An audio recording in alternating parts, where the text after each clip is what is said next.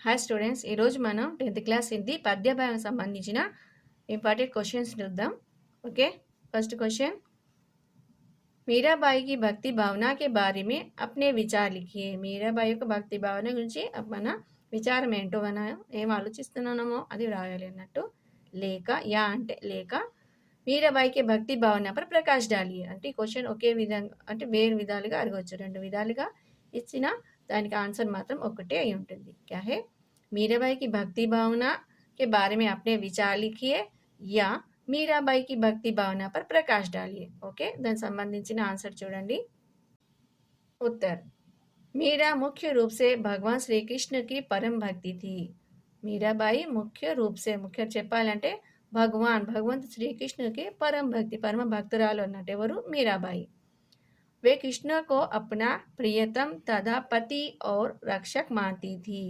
కానీ కృష్ణుని తన ప్రియతం అంటే తన ఇష్టమైన మరియు పతి అంటే భర్తగా మరియు రక్షక్ అంటే నా రక్షకునిగా తను మాంతీతి తను ఆ విధంగా ఆలోచించేది. उन्होंने कृष्ण को सगुण स्वरूप की आराधना की थी. सगुण भक्ति अच्छी गुण से उनकी भक्ति भावना थी श्री कृष्ण के प्रति. उनकी आराधना थी, భక్తి नहीं ఆరాధన था. ఓకే, భక్తి కంటే విలువైనది ఆరాధన అన్నట్టు. ఇన్కి భక్తి భావన మాధురి భావతి. ఇన్కి భక్తి భావన ఎలా ఉండేదంట? మాధురి భావంతో ఉండేది. ఎవరిది? మీరాబాయిది. వే కృష్ణకి దివానీ థీ. శ్రీకృష్ణుడి యొక్క దివానీ. శ్రీకృష్ణుడు అంటే తనకు పరమ పిచ్చి అన్నట్టు. అంటే అంతగా తను శ్రీకృష్ణుని తను నమ్మేది అన్నట్టు. తన భక్తి ఆ విధంగా ఉండేది. మీరాకే పదోమే భగవాన్ శ్రీకృష్ణకి అంతరాత్మకి పుకార్ హే. తన పదాలలో భగవంత్ శ్రీకృష్ణ యొక్క అంతరాత్మకి పుకార్ హే. తన అంతరాత్మ నుంచి శ్రీకృష్ణుని తను అంత విధంగా భక్తించేది అన్నట్టు, పూజించేది, ఆరాధించేది. ఎవరు? మీరాబాయి. उनके पदों में प्रेम है, त्याग, भक्ति और आराधना के भाव है. తన రచనలు ఏముందంట? ప్రేమ, త్యాగము, భక్తి మరియు ఆరాధన ఉన్నాయి. అత మీరాబాయికి భక్తి మహానే. ఏది చెప్పినా మీరాబాయి యొక్క భక్తి అనేది మహాన్, చాలా గొప్పది అని అంటున్నారు. ఓకే, ఇది రాసే ముందు మీరు ఒకసారి కైపెడ్చన్ రాసి అప్పుడు ఈ ఆన్సర్ ఇవ్వండి. ఓకే, ఇది 4 మార్క్ క్వశ్చన్ అన్నట్టు. ఇవన్నీ ఒక మోడల్ క్వశ్చన్స్ లాంటి ఇంపార్టెంట్ అన్నట్టు. ప్రాణియోं पर रिमझिम वर्षा को कैसा ప్రభావ పడతా హై. ప్రాణియోంపై అంటే పశు పక్షులు మనుషులపై రిమ్జిమ్ వర్షం యొక్క ప్రభావం ఎలా పడుతుంది అని అడుగుతున్నారు. క్వశ్చన్ ఏ లెసన్ నుంచి ఇది? బరస్తే బాధలు అన్నట్టు. ఫస్ట్ క్వశ్చన్ మీరాబాయిది భక్తిపద్ పాట నుంచి అడగబడింది. కాబట్టి మీరాబాయి గురించి ముందు క్వశ్చన్ రాసి అప్పుడు మీరు ఆన్సర్ ఇవ్వండి. నెక్స్ట్ క్వశ్చన్లో ప్రాణియోं के रिमझिम వర్ష అంటే బరస్తే బాధల గురించి అడిగింది. కాబట్టి ఫస్ట్ మీరు కాయపరిచే ఎవరు? బరస్తే బాధలకి కవి కోనే? సుమిత్ర నందన్ పంత్. అంటే ముందు తన కరిపరిచయం రాసి ఆ తర్వాత ఆన్సర్ ఇవ్వండి. ఇది 4 మార్క్స్ క్వశ్చన్స్ అన్నట్టు. వర్ష ప్రాణియోं के लिए वरदान है. వర్ష అనేది ప్రాణులకు ఒక వరం లాంటిది.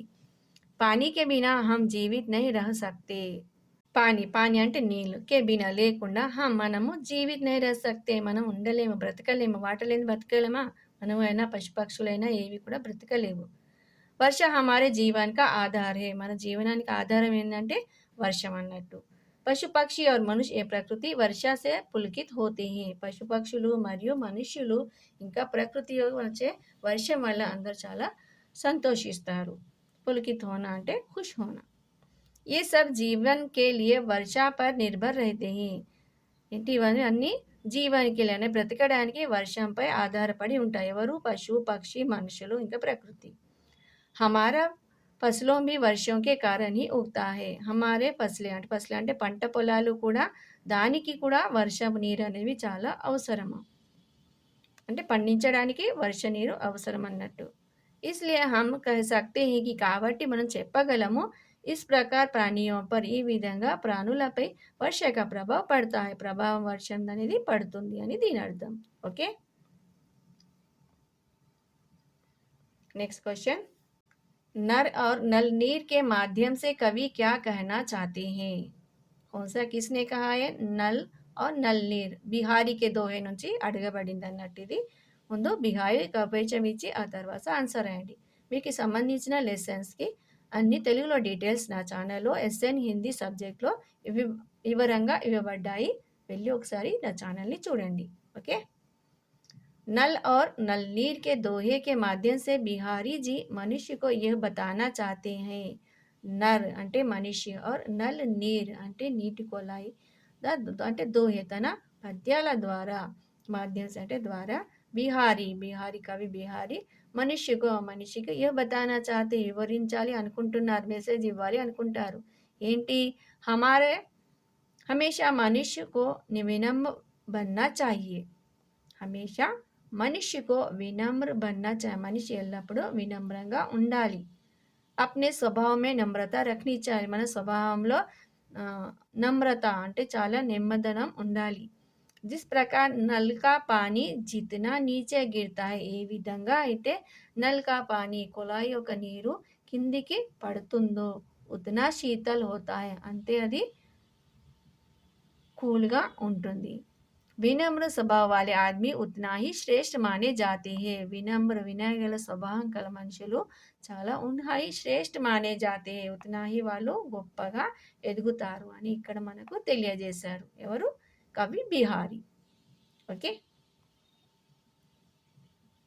नेक्स्ट सोना और धातुरे के उदाहरण के द्वारा कवि ने क्या बताने का प्रयास किया है.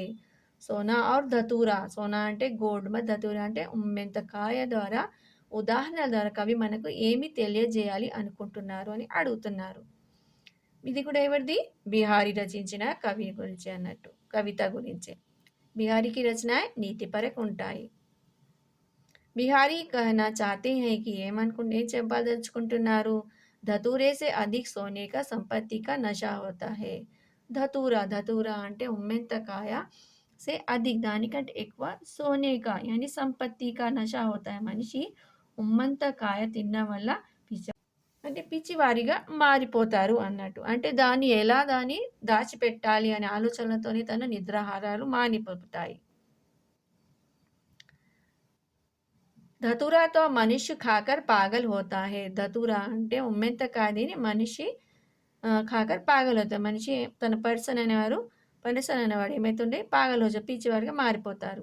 ఏకి సోనీకే పాకర్ కానీ గోల్డ్ని పొంది అని ధనాన్ని పొంది పాగల్ హో జాతా హై. దాన్ని పొంది కూడా పాగల్ హో జాతా. కిత్నా గునా పాగల్ హోతా హై? 100 गुना पागल होता है. बिहारी हमें संपत्ति का अभिमान ना కన్నేక సందేశ్ దేనా చాతే అంటే మనం ఏం చెప్తున్నారు? వ్యామోహం అనేది ఉండొద్దు, ధనంపై వ్యామోహం అనేది ఉండకూడదు అని బిహారీ మనకి చక్కగా తెలియజేశారు. ఓకే. इसलिए हमें संपत्ति का अभिमान नहीं करना चाहिए. क्वेश्चन माँ मुझे आने दे कविता का संदेश अपने शब्दों में लिखिए. माँ मुझे आने दे థర్డ్ లెసన్ ఇది. సందేశ్ अपने शब्दों ने लिखे అని అంటున్నారు. ఓన్ సెంటెన్స్ లో రాయమంటున్నారు. इस कविता के कवयित्री कौन है? मृदुल जोशी. माँ मुझे आने दे कविता समाज में हो रही भ्रूण हत्याओं और आजकल के समाज में नारी की स्थिति के बारे में बताती है. ఇందులో కవితలో ఏముంది? మా ముజే అనేది అంటే సమాజ్ మే హో రహి, సమాజంలో జరుగుతున్న భ్రూణ హత్యల గురించి, ఆజ్కల్ ప్రెజెంట్లో జరుగుతున్న సమాజ్ మే అంటే సొసైటీలో, నారీకి స్థితి అంటే మహిళకి స్థితి క్యా హై ఉస్కే బారే మే దాని గురించి తెలియజేయబడింది. आजकल के ज़माने में जो लिंग भेद है అంటే ఆజ్కల్ కే జమానే మే ప్రపంచంలో ఏంటి జో లింగ భేద్ హే అంటే మగవారు ఆడవారు పురుషులు మహిళలని భేదం ఉంది కదా. ఉసే యహ్ కవిత డట్ కర్ విరోధ్ కర్తీ హే. ఆ భేదాన్ని ఈ కవిత ఏం చేస్తుంది? డట్ కర్ విరోధిస్తుంది అంటే ఇక్కడ తెలియజేస్తుంది. అంటే ఏంటంటే పురుషులు మహిళలు వేరు కాదు, అందరూ ఒకటే అని, సమాజంలో బ్రతికే ప్రతి జీవి సమానమే, పురుషులకు సమానమైన హక్కులు ఎలా ఉన్నాయో స్త్రీలకు కూడా అంతే హక్కులు ఉండాలి అని ఇక్కడ ఈ కవిత ద్వారా మనకు తెలియజేయబడింది. భ్రూణ హత్యలు జరుగుతున్నాయి కదా, అంటే లడ్కా అంటే అబ్బాయికి అమ్మాయి కూడా సమానమే, స్త్రీ పురుషులు సమానమే అని తను ఈ కవిత ద్వారా తెలియజేశారు. आजकल के ज़माने में बालिका शिक्षा पर उतना ध्यान नहीं दिया जाता है. అంటే బాలికా శిక్షపై అంత ధ్యానం అనేది చూపెట్టట్లేదు. इस पर भी यह కవిత ధ్యాన్ దేతి హే. ఎప్పుడే చూపెట్టలేదో ఆ విషయాల గురించి ఈ కవిత ద్వారా తెలియజేశారు. బాలికలు పుట్టగానే అప్పట్లో చంపేసేవారు. దానిపై ఈ కవితని రచించబడింది. వాళ్ళని ఏ విధంగా భ్రూణ హత్య చేసేవారు అని ఈ విధంగా ఈ పద్యం ద్వారా తెలియజేయబడింది. ఇంకా ఇలా హత్యలు చేయకూడదు అని తన గర్భస్థ శిశువు తన తల్లిని ఏ విధంగా కోరుకుంటుందో ఆ విషయాన్ని మా ముజే అనేదే పాఠం ద్వారా కవయిత్రి మృదుల్ జోషి చాలా చక్కగా వివరించారు. తెలుగులో ఎక్స్‌ప్లనేషన్ నా ఛానల్ అయిన ఎస్ఎన్ హిందీ సబ్జెక్ట్‌లో వివరంగా వివరించబడి ఉంది. ఒకసారి వెళ్లి నా ఛానల్‌ని చూడండి. లైక్, షేర్ మరియు సబ్స్క్రైబ్ చేయండి. ఓకే. నెక్స్ట్ ఛానల్‌లో మరికొన్ని క్వెషన్ ఆన్సర్స్ గురించి మనం తెలుసుకుందాం. ఓకే.